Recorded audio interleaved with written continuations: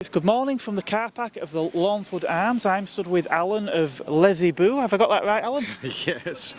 Yeah, we're the Les Hiboux. It's a local group affiliated to 2CV GB, and we've been running for a long time now. And this raid, Tan Hill, has been going since 1990. Was started by a guy who's no longer with us, sadly, called Brian Senior.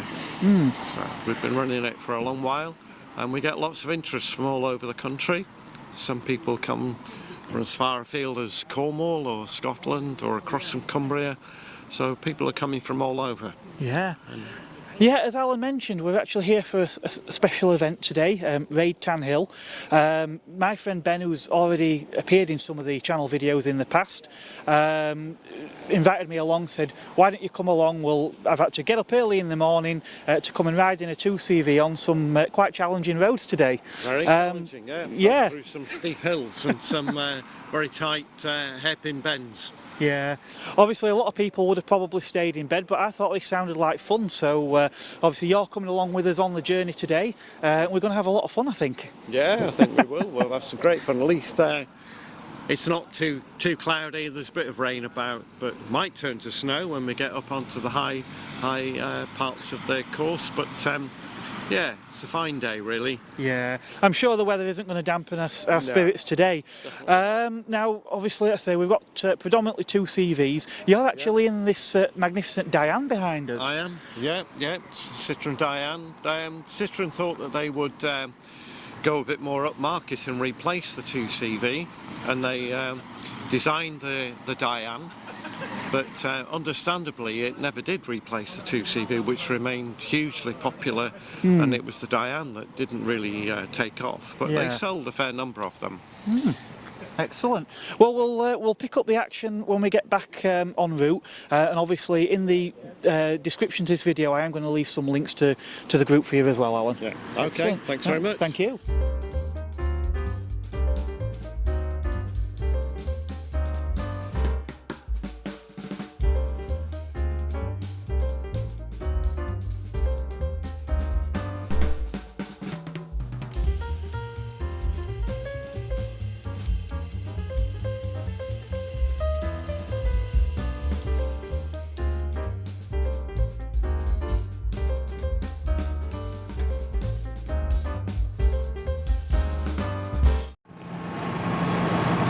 My first time out in a Citroen 2CV since my auntie owned one in the mid-1990s. Ben, what got you into 2CVs? I've always enjoyed the 2CV, and the fact that they're so quirky and unique to drive. Now this is not your only 2CV, is it? No, I bought this one first, and then fancied buying a original Ripple bonnet from the 1950s. Okay. The Ripples are completely different to these ones. Citroen have revised every component. The original ones had 9 horsepower, but I got a 1958 with 12 horsepower and a top speed of 50. Okay. Okay, excellent. Obviously the original 2CV was a pre-war design, weren't it? And then a little conflict broke out in 1939, and the cars were stashed away to prevent them falling into enemy hands, I believe. That's right. Citroen designed the 2CV, or the TPV, the Toute Petite Vehicle, a very small car, pre-war, and then they made it post-war, but made a lot of changes. Technology had changed, and also the cost of metals had changed, so they made a lot of changes to the design and have virtually nothing in common with the original design.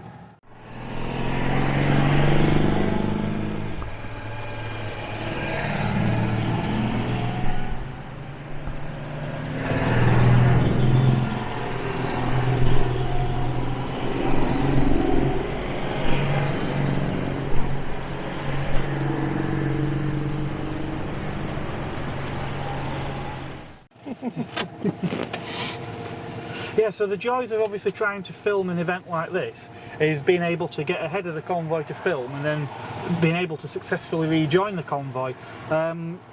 Of course, when someone in convoy appears to have had a bit of a technical and stopped at the side of the road, that delayed us actually catching up. Probably not the way we would have preferred to do it, but... It's a little bit on the wrong side of the road. We're now in the convoy, so you can get some shots of the cars. Yeah. Convoys always take twice as long as driving somewhere yourself because pausing and regrouping. Yeah. I suppose one thing as well is catching up to something in a 2CV, though no easy feat. At least the convoy itself isn't like catching a group of supercars either, is it? We're not going for 0 to 60 on land speed records, no. No. I suppose we consider 60 quite an achievement actually today. These latter 2CVs have a top speed of 71.5. Wow. Citroen were very keen to emphasise a half in their adverts. Yeah, obviously by this point the displacement had increased, so it's still an air-cooled 2-cylinder, but we're up to 602. 602. Yeah. Okay. There's two completely different 602 engines fitted through the era. I don't know why they made so many changes to the engine. Presumably Citroen found a way of making it more efficient. Right, excellent. Yeah, but no, we've got a great selection of cars today. Obviously we've got the Mahari that's joined behind us as well. Yeah, in the group we've got 2 CVs. I think there's only one Diane, a Mahari and several Amis. They're all actually the same engines and chassis underneath, or very similar. So they're what Citroen call the A-series cars. Okay.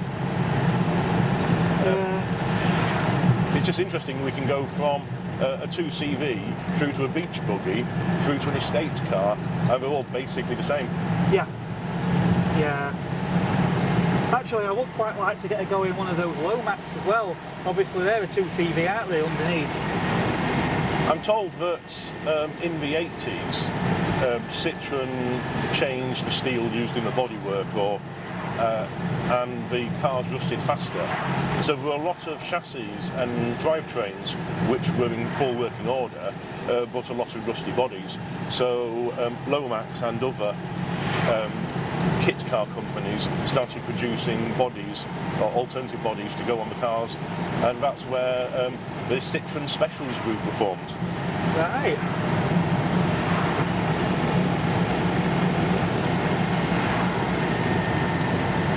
Yeah, I must say obviously the 2CV is quite a quirky car, but though it may not be the fastest or most refined car, one area it really does seem to excel is in its ride quality. Now, I expected this car to be quite softly sprung. It's obviously got a reputation for having quite a soft ride, a lot of body roll, and part of the design brief, I believe, was that farmer could cross a field without breaking his eggs.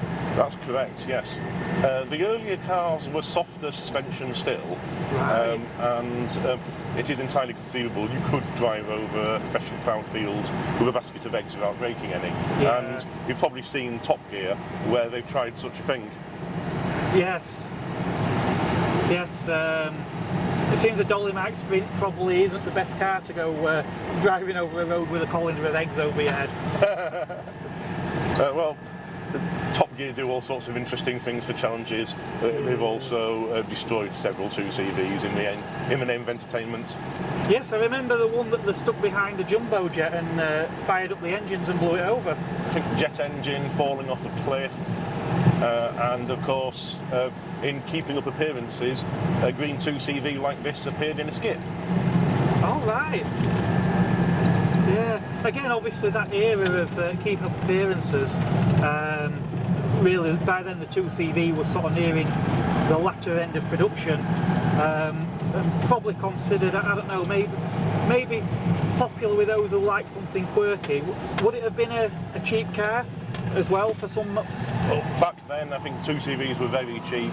They're falling out of fashion, a bit of a joke amongst many people, and going for the same price as scrap money.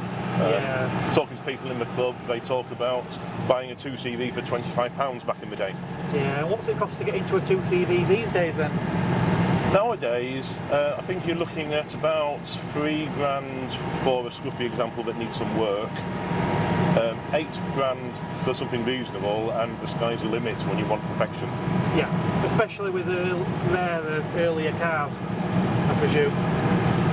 I don't think the earlier cars are worth that much more than the later cars. Oh, right. Because I think people know that they're less practical, they are slower, parts are harder to get hold of, but so there's not such a big price difference as you'd expect. Oh, right, interesting.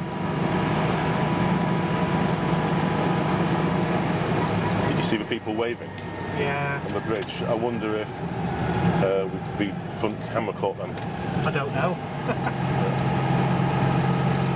When you try and put a bit more steering lock onto your hand. Whoa. And there's that infamous 2CV body roll. But the front camera may have got a bit more dramatic angles. I must admit I've seen some rather interesting footage of these cars sort of being rallied through sort of little French villages, and it looked quite spectacular. In fact, that's probably the one thing that really made me sit up and think, actually a 2CV could be quite interesting.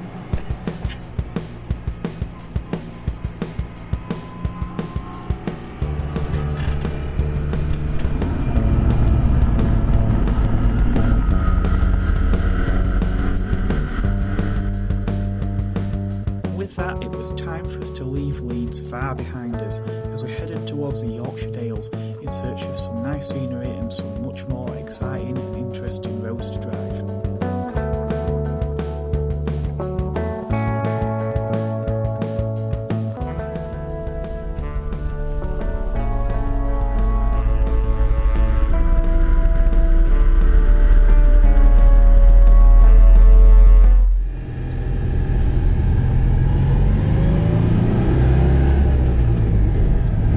Fairly high overhead space as well.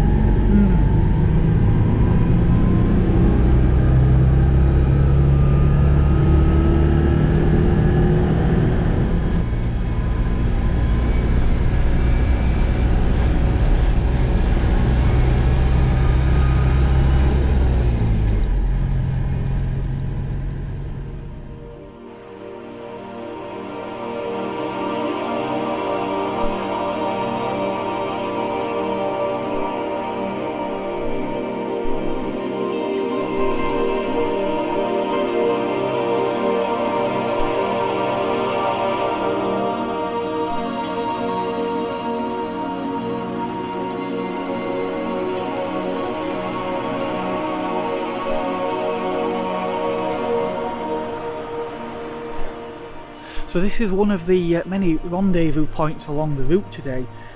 Scenery we've seen so far has been quite spectacular here in the Yorkshire Dales. We're only having a short stop here, we'll be pressing on. Yeah, great event so far.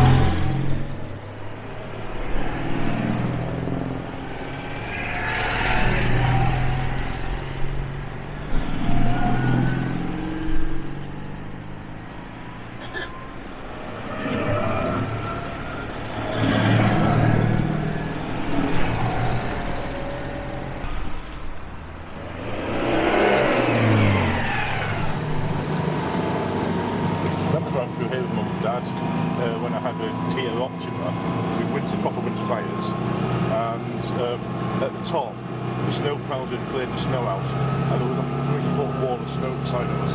Oh, right. He was driving through solid white walls of snow. Right. Okay, you're going to ask some more questions. Yeah. So obviously the route's getting quite scenic now, not that I can see much of it because all I've got is a face full of cameras. We're now heading towards Hawes, known as the home of Wensleydale cheese, more cheese grommet. Oh, right. And now we'll have a pause and regroup. This is some of the highest roads in North Yorkshire. I've just had to stop and change to first gear. That's a crawling move.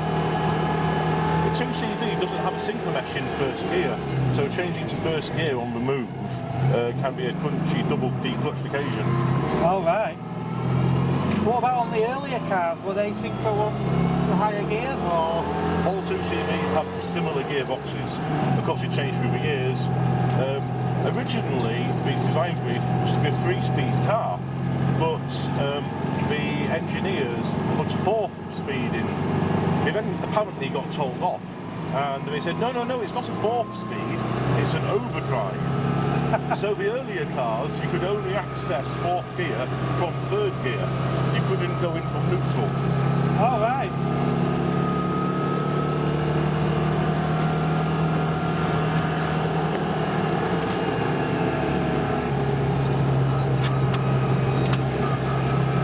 They tell we're climbing now, it's starting to get a bit misty on the horizon.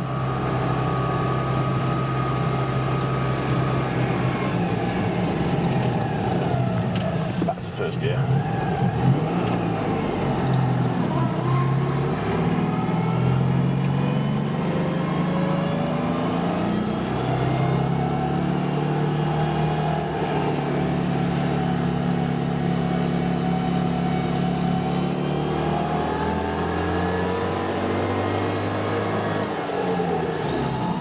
Summit-ish.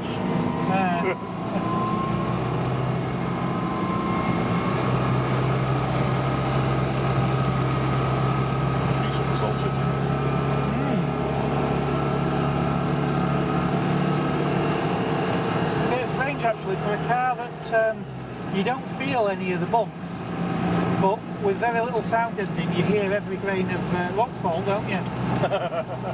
Yes, you can hear all the loose gravel and the salt hitting the underside of the wings.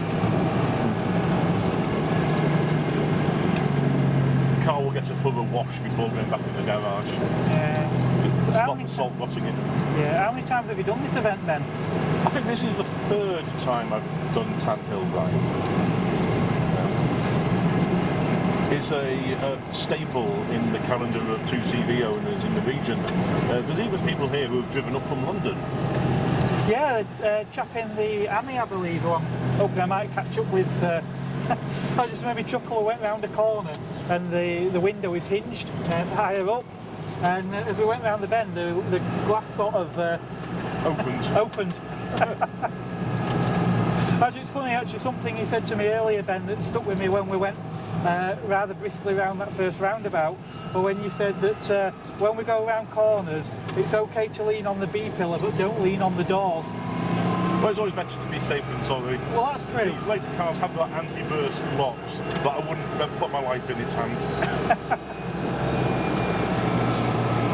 Yeah, I mean, obviously, being a car of this age, when cars generally were smaller, you know, you are quite aware that there isn't a lot of shoulder room. That said, I haven't noticed it as much as when I've sat in, say, some 1950 sports cars or something like a Land Rover Defender. They often joke in a Land Rover Defender, you drive it with the window open so you can put your arm out. Yeah, the views from up here are quite spectacular. The return journey for 2 miles in first gear would be quite spectacular.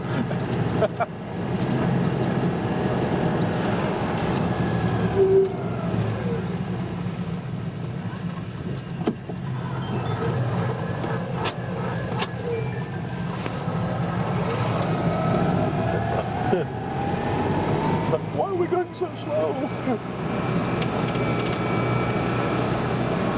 I suppose one thing in some of these older cars is it's not just the car's ability to climb the hills, it's the car's ability to hold its pace coming down the other side as well. What are the brakes like on a 2CV? This is one of the later cars from the 80s. It has discs on the front and drums on the back. Interestingly, Citroen used LHM mineral oil for the braking circuit, so it's got green oil, and all the brake cylinders are special to coat with that oil. It means that the fluid is always impossible to boil, and it doesn't absorb any water. Oh, right. And in a car that don't weigh a lot, then the brakes should be pretty decent. The brakes are pretty decent in these later cars, yes. Yeah. The earlier ones had drums front and rear, yeah. and the even earlier ones had smaller drums. And was there always a sort of pneumatic or a hydraulic system, or were they on rods or cables on the early? No, Citroen fitted even the very earliest ones with hydraulic brakes. Right.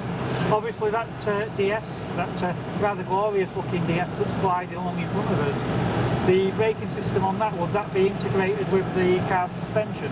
Yes, that would have the steering, the brakes and the suspension all using the same reservoir of hydraulic oil. Yeah. It has powered brakes, so it's not how hard you hit the brake pedal, it's how far you move the brakes. Right. Yeah, I've heard stories of someone told me he drove a CX once, and he said the self-centering steering were quite strange, and he also mentioned the brake pedal. He says it was very much on or off.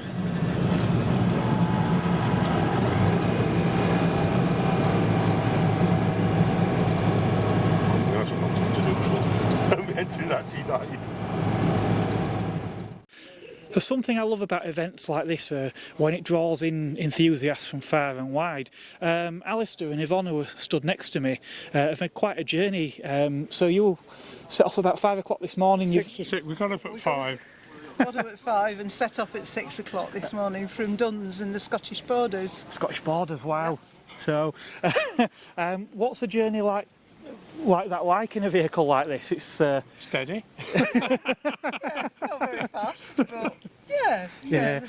It's comfortable. It's yeah. Is it your first time doing this event? It is. Yes. Yeah. We've had 2 CVs for many years, but this is the first time we've actually done Raid Tanhill. Yeah. We've wanted to do it for such a long time. Yeah.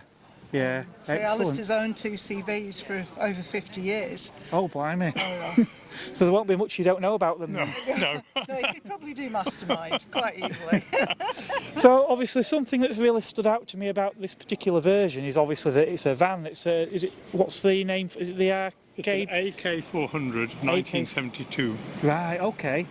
Obviously I take it everything back as far as that bulkhead is same as a conventional 2CV. Yes. Yeah. Yeah. That is. Yeah. Yeah. Yeah, so it's like a sort of saloon up to that point. Yeah. Of course it's And I can imagine in France these were used for anything and everything, as probably from delivering mail to bakers' vans to... Yeah, and this one in particular, as you can see, she has a Air France logo on the side. I did notice that, yeah. So is this, was it actually used by Air France? It was, yeah, she spent her working life at Nîmes Airport ferrying the luggage to and from the sort of departure lounge to the plane, so... Wow. How much time she spent on the roads, we don't really know. We think she spent most of her time working. I have Right. a huge luggage rack that comes right out to here. So all the bags would have gone on to Oh, take right. out to the plane. And it would have just been ferrying up and down the airfield and... Yeah. Yeah. That's fascinating. Brilliant. Well, I hope you're enjoying the event here today. It's my first time and I'm certainly enjoying it, so... Yeah, so far, excellent. yeah, it's Yeah. good fun. Weather's been reasonably kind for January. It has, hasn't it? I know we had that misty patch coming over the tops, didn't we? But Yeah. Did, A bit of ice about. Yeah, I was Yeah. saying there's probably a fantastic view from here. yeah. Although saying that if you've come down from Scottish borders, you're probably no strangers to the cold weather anyway. No, not at all. It was colder coming south, actually. Oh, right. Well, that's smashing. Well, thank you both very much for You're taking the welcome. time out to have a chat. No, you're welcome. Thank you. Thank you. All the best.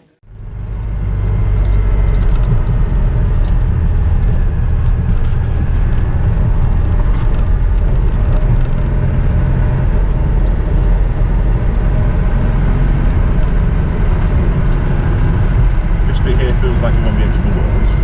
Yeah.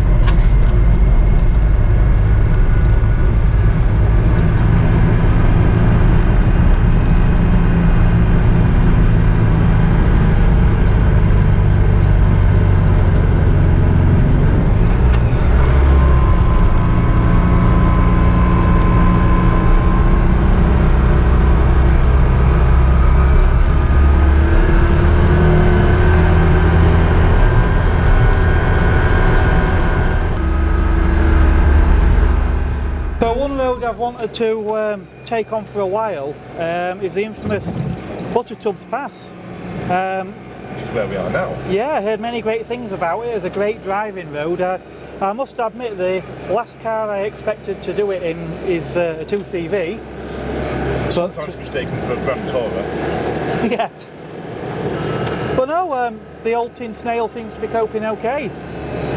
The engine's very robust and can run at maximum revs for an extended period, which is good for going these steep hills. See, I thought that the Saxo VTR was the ultimate boy racer's dream car, but really it's a 2CV because, like you say, you can pretty much rag the tits off it all the time. Yes, the engines are fairly unstressed and cope very well with maximum revs and full throttle. In fact, some people say if you're lifting off when you're driving a 2CV, you're not trying.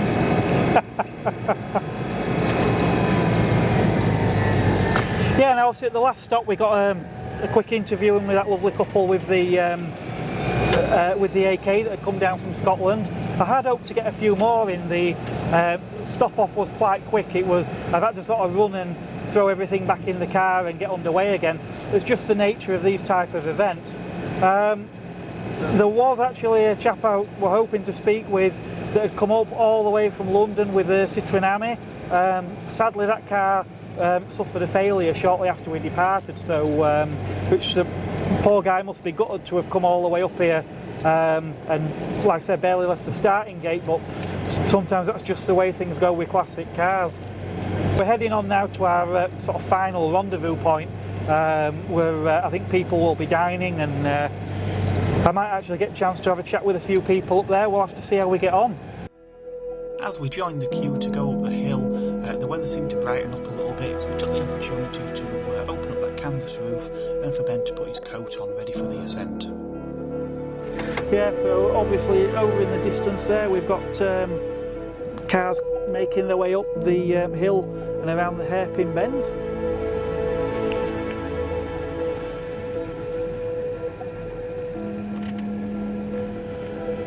Oh, 25%, you don't see many 25% signs. These sorts of hills are excellent in electric cars. Yeah. Because they have enough oomph just to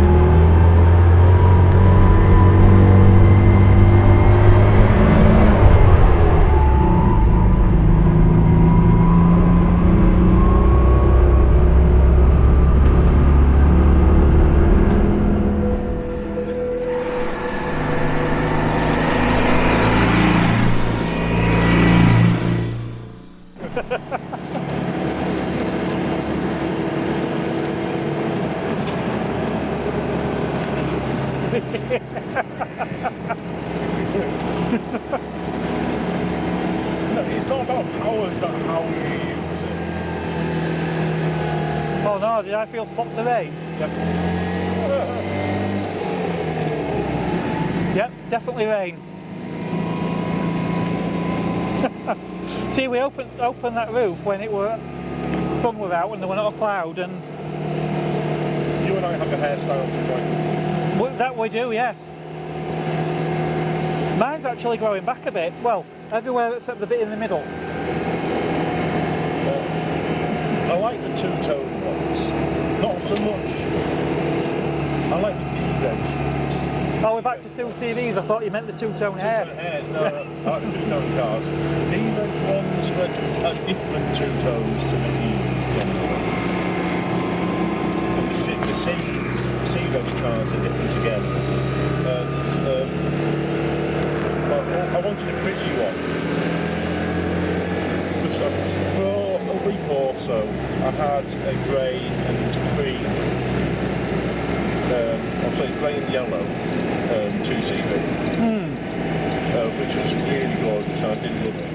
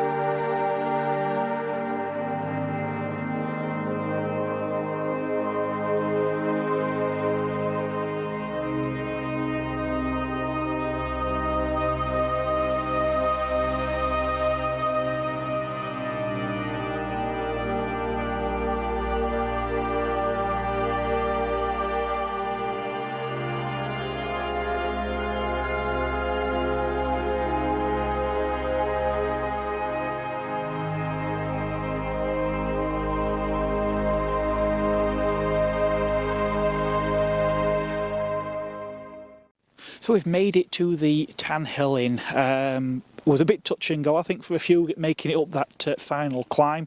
It was an incredibly steep hill, 25% with hairpin bends as well. So congratulations on everyone who actually managed to make it to the end. Quite a sight when you come over the Dales and finally see it. Feels a bit like coming home, even though I've never been here before.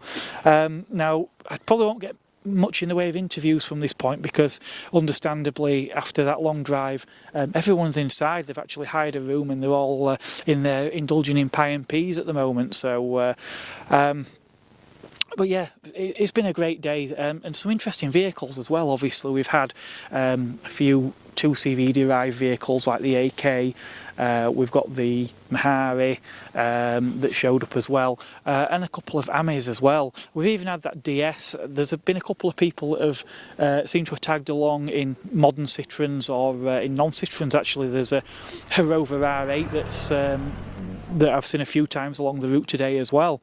But I think everyone's had a great time. We do have one bit of unfinished business though.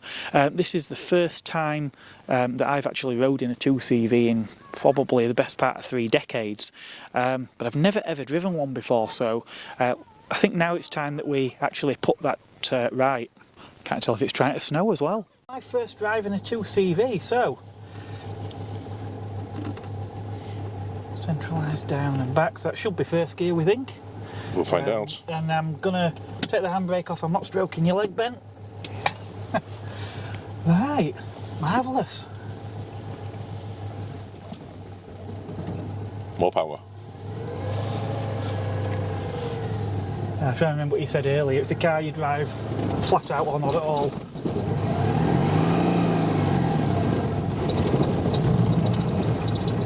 What gear are we in? We must be in third.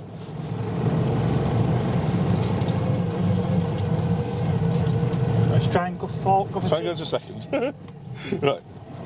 That's better. We must have been in third. Oh, she pulled away quite well considering then.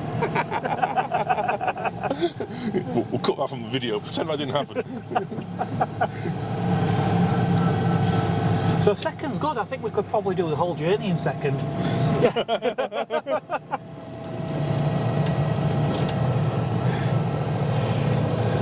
Right, so steering felt a little bit heavier there at low speed. I don't know why I didn't expect that, being that there's no power steering. Yeah. While I'm adjusting that, I can't see a thing out of the back because it's all steamed up. In fact, everything's steamed up. So yeah, my first drive in a 2CV in rain and snow, and we've got sheep now as well, and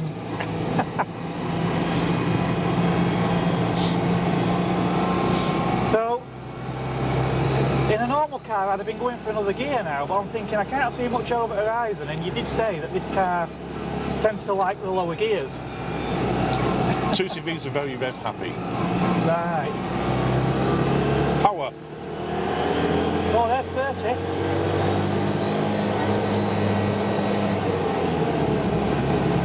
Well, that's not too bad.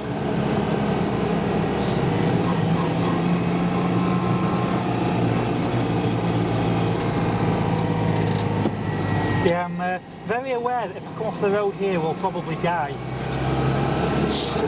There's quite a drop on one side, isn't there? Can't see this on camera, I suspect, but yes, we have got vertical drops to the side of the road. The 2CV is a very mechanical driving experience, with nothing being assisted, not even the brakes, and you do feel like you have a direct connection to the road. Yeah, I'm also very aware that there's a car immediately behind us.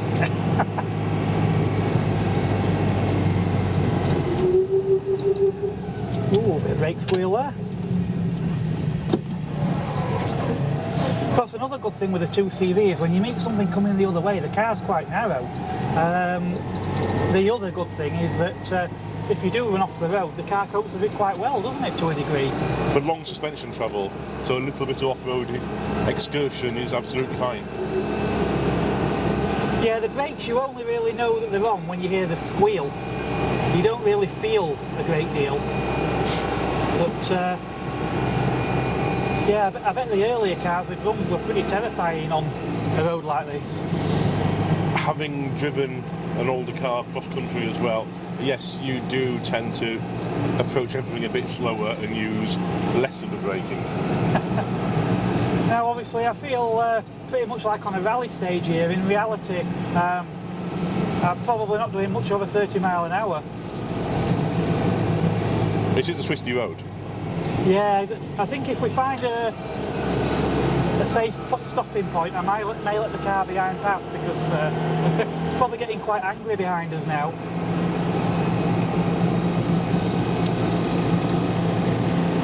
Yeah, obviously we've got a really thin rim steering wheel here as well.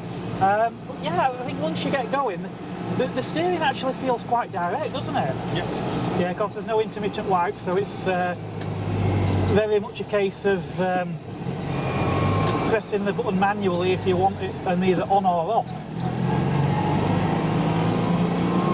Do they have a 2-speed, Ben, or is it just the one? No, just one. Oh, a hill to climb here, get a bit of momentum for this one. This car contains just the essence of car. Only the things you absolutely need. And nothing more. All luxuries had been removed. The earlier 2CVs had luxuries like a parcel shelf, an ashtray, an interior light. Right. But they were all removed when this slightly cheaper edition came out. Power. Oh, blimey. You chickened out there. Yeah, well, I don't want my first experience of a 2CV to be our last. Yeah, obviously in anything else I will be going considerably quicker, but the thing I found when you get up to sort of 40 mile an hour, I'm not even really that aware of the body roll. It's the way the steering, you did say the steering sort of wakes up when you come into a bend a bit quick. I'm going to just duck in here and let this nice chap pass by. So it's interesting, so no synchro on first, so dead stop. That should be first gear.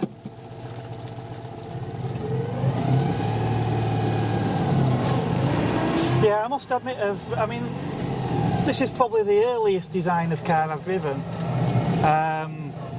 But I have driven quite a variety of vehicles, and I don't think any of them have felt more alien than getting in a 2CV. And to be honest, that gear change isn't the thing that's the thing I thought would feel really odd. And it doesn't really. I think because the roads we're on are quite twisty and challenging, it's all single track road, and obviously quite wet and slippery as well. and you want to go for another gear, but then when you do go for another gear, you don't always need the other gear, if that makes sense. The gearbox is quite long. Yeah. And obviously this is somewhere where you probably wouldn't want to get it wrong. Car coming. He's waiting for us. Yeah, there's loads of space to get around there. Yeah.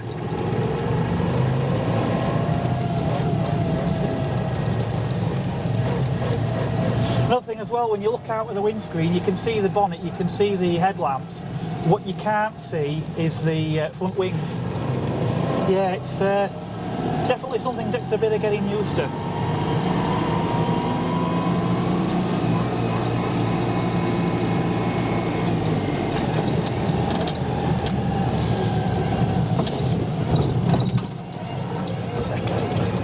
Yeah, the other thing with the 2CV is you've got a dogleg first gear, like on a Mercedes 190e Cosworth. Obviously this is not a 190e Cosworth, but yeah, dogleg first gear, and then second and third lined up, and then fourth gear off to up and to the right. But as Ben's already mentioned, we won't be needing fourth gear today, or at least not on this leg of the journey anyway. For most driving around town or country, you only really need second or third gear. Yeah. And then both in a row, easy and quick to change, so it does make sense. Yeah, of course, one thing you are assured of with a 2CV on your first driver, along with a hint of sheer terror, is some fun and enjoyment. I mean, no one could ever say that it's a dull driving experience. That I think something quite sad these days, a lot of modern cars are precisely that, very dull and uninspiring. We're coming down this steep hill that we came up earlier, and obviously the last thing I want to do is for this car to run away on us.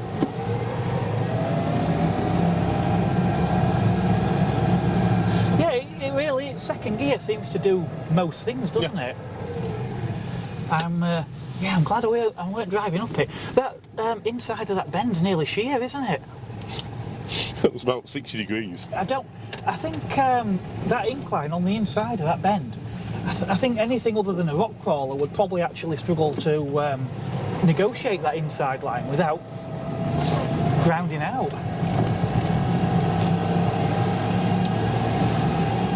At least the wipers do park in the same place. Yes, it remembers where the wipers are, and it always stops in the same spot. Yeah, so if you're like the idea of owning a classic car, maybe your first classic car, and you're interested in a 2CV, well, Plus Points, there's a great owners community, plenty of events and things. Parts availability, I'm told, is pretty good as well. Downside, it may take a bit of getting used to drive, but yeah, I think that just about concludes things. Would you say, Ben? I think, Mark, in another hour's driving, and this will be like an old pipe and slippers to you. Yeah, quite possibly.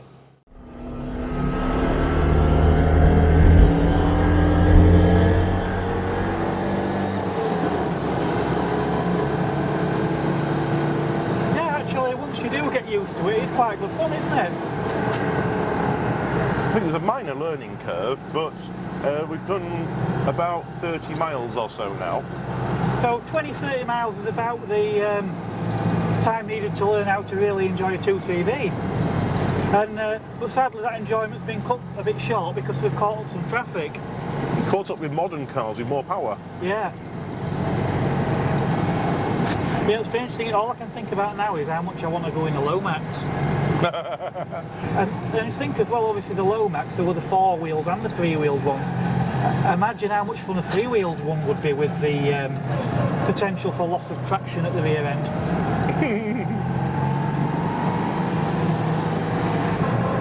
Yes, the Micra's leaving.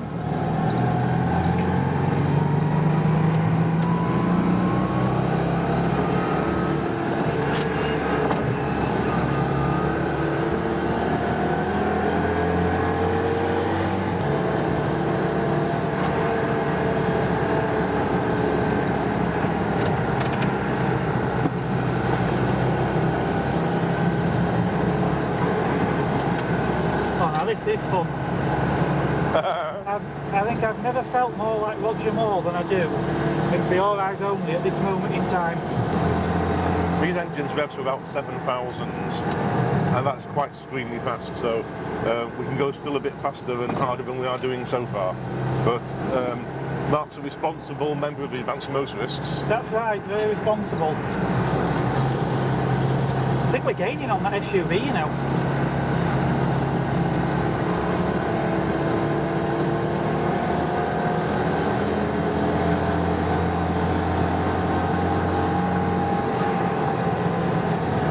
The actual car was used by Citroen for an internal publicity video, and about 2 years ago it was driven on a racetrack by another member of the CCC because I had COVID that week and so couldn't be there. So yes, it's been on a track before.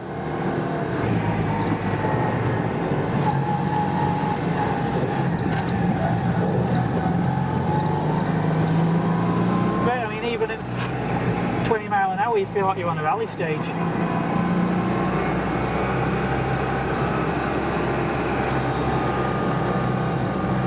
The thing with this car is where you make up the time is when you see a gap where you can pretty much straight line a bend, and being how narrow it is, you seem to be able to do that quite a bit.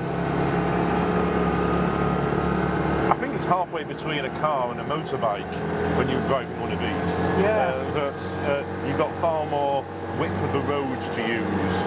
You have to think about your line more in order to keep progress.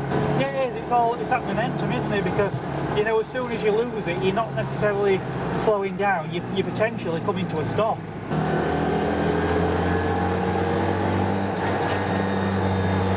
Car coming down as well. So no straight lining here.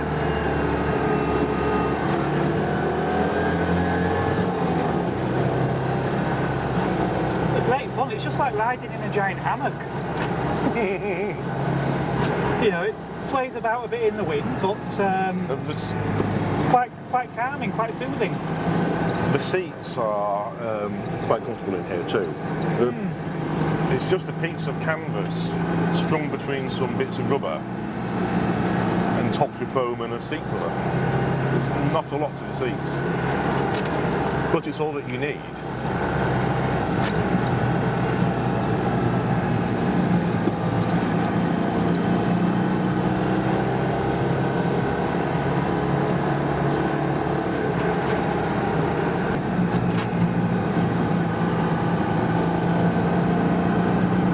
Sneaking feeling I'm not going to get to drive this today apart from reversing it into my garage when I get home. You can have it back when we get to some more boring roads. Well, now we've got an SUV with a bike on the back wall.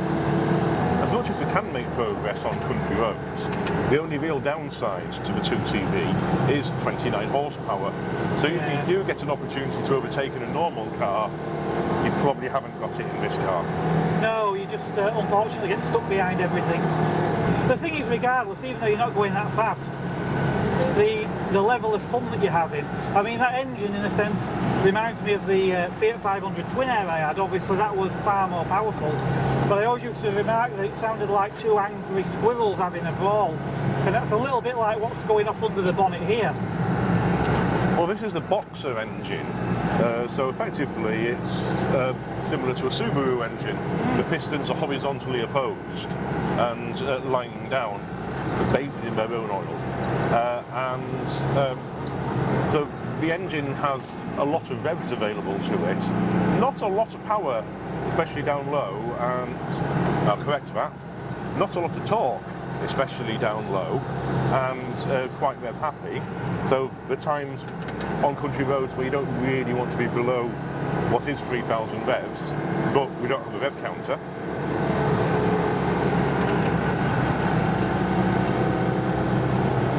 This car's fitted with electronic ignition rather than points and condenser, as would have been when new. With the electronic ignition, I've got the version of Bluetooth, so I can see various things about the engine from my phone.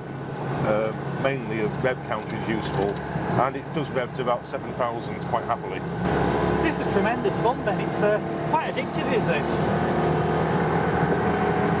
You've been driving for about an hour now, Mark. It's almost like I'm going to interview you now, but you've been driving for about an hour, and I can see that you're feeling far more at home in this car. Yeah, I would say so. After an hour's driving on country roads, we've just got into top gear. Yeah, almost nudging 60. Yeah, you're right, there's no talking forth at all, is No, there? there's no going forth, no. The strange thing to remember is when you go back for third is that it's not straightforward, it's obviously with that dog-leg gearbox. Well, I'm having too much fun here, so I think it's about time we wrap this one up because we are losing the light as well. I'd like to say thank you to you, Ben, for entrusting me with your pride and joy once again. I have obviously reviewed Ben's Saxo as well, so if you want to see Saxo VTR, you can have a look at that video. Thanks again to the organisers of today's event. It's been an absolute blast. Links to the groups will be in the video description. Yeah, continue to like, comment and subscribe. I'll see you on the next video where I will be getting to grips with an original Ford Puma. From now it is goodbye from me.